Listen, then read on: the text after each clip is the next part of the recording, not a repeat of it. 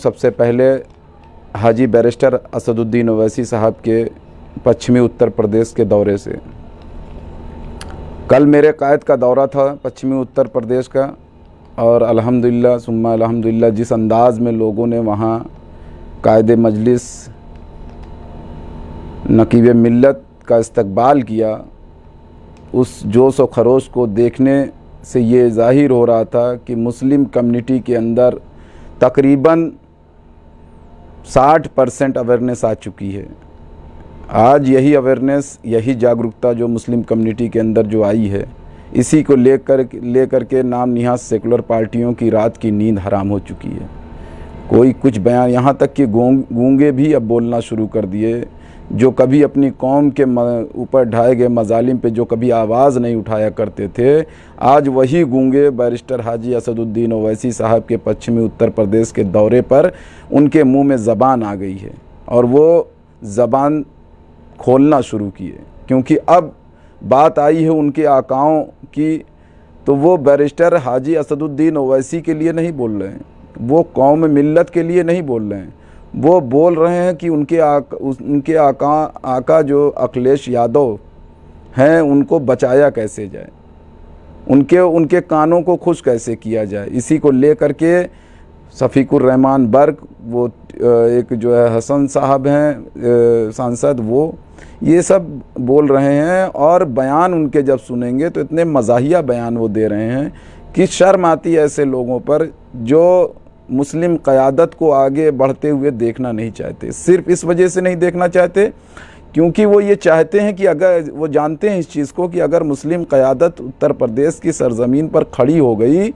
तो इनके कोठों पे होने वाले मुजरे जो हो रहे हैं उनके पायलों की झनकार बंद हो जाएगी, इनके कोठे की रौनक नस्त नाबूद हो जाएगी। सिर्फ इसी वजह से ये अपने आका को खुश करने के लिए उल जलूल बयान दे रहे हैं, और ये बयान अब कोई मायने नहीं रखता। तो मैं ऐसे नाम निहाद सेकुलर पार्टियों के लीडरों से, ऐसे नाम निहाद सेकुलर पार्टियों के पाले गए मुस्लिम चपरासियों से, ऐसे नाम निहाद मुस्लिम सेकुलर पार्टियों में पाले गए मुस्लिम उन लोगों से कहना चाहता हूं जो अभी जिनके खून के अंदर गुलामी के जरासीम बचे हुए हैं, वो जरासीम ये कौम के नौजवान ख़त्म करेंगे इंशाअल्लाह ताला। ये कौम के नौजवान जिस जोश व खरोश से बैरिस्टर हाजी असदुद्दीन ओवैसी साहब का इस्तकबाल करते हैं, वो जोश व खरोश देखने लायक होता है। इस अंदाज़ में, और इनके नाम निहाद जो नेता सेकुलर पार्टियों के आला लीडर बैठे हुए हैं, जिनको खुश करने के लिए ये बोलते हैं, इनसे सवाल करिए आप लोग कि ये तब क्यों नहीं बोलते जब कोई मॉब लिंचिंग होती है, ये तब क्यों नहीं बोलते जब शरीयत में मदाखलत होती है, ये तब क्यों नहीं बोलते जब हमारी बाबरी मस्जिद का बेईमानी से फ़ैसला कर दिया जाता है सुप्रीम कोर्ट द्वारा, ये तब क्यों नहीं बोलते जब कोई बच्ची मुस्लिम या दलित बच्ची जलाई या मारी या रेप किया जाता है, तब कहाँ ये रहते हैं। ये एक हाजी बैरिस्टर असदुद्दीन ओवैसी साहब के कदम को रोकने के लिए इनके मुंह में, गूंगों के मुंह में ज़बान आ गई है, वो बोलना शुरू कर दिए हैं। ये गूंगे तब कहाँ मर जाते हैं,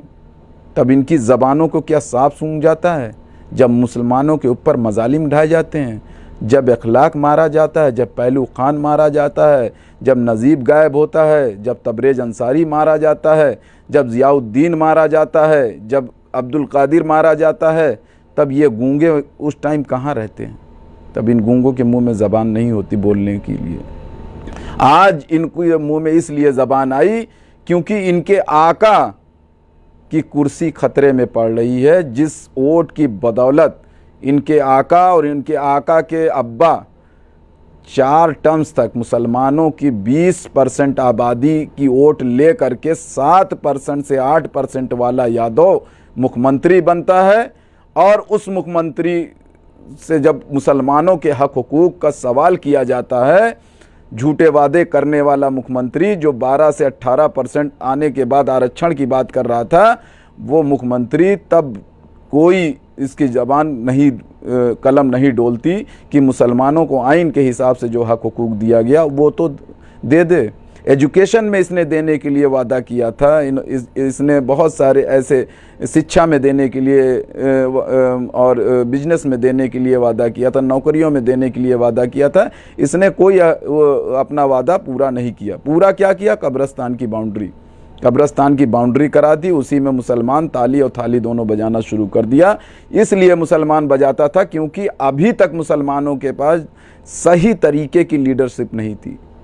सही तरीके का लीडर नहीं था। लेकिन आज की डेट में कुल हिंद मजलिस-ए इत्तेहादुल मुस्लिमीन एक उभरता हुआ वो सूरज है जिसकी चकाचौंध से, जिसकी रोशनी से इनके आकाओं की आँख की बीनाई जाने का खतरा है। इसलिए ये नाम निहाद सेकुलर पार्टियों में बैठे हुए मुस्लिम चपरासी ये अब अपने आकाओं को बचाने के लिए अपने बिलों से निकल पड़े हैं, अपने बिलों से निकल करके अपने आकाओं को बचाना चाहते हैं। इसलिए जो है ये उल जलूल बयान दे रहे हैं। लेकिन मैं इनको बता देना चाहता हूँ कि नाम निहाद सेकुलर पार्टी में बैठे हुए मुस्लिम चपरासियों, एक चीज़ याद रखना, जब मुसलमान नौजवान जगता है ना तो मुसलमान नौजवान तारीख रकम करता है, मुसलमान नौजवान तारीख लिखता है। आज मुस्लिम नौजवान जग चुका है,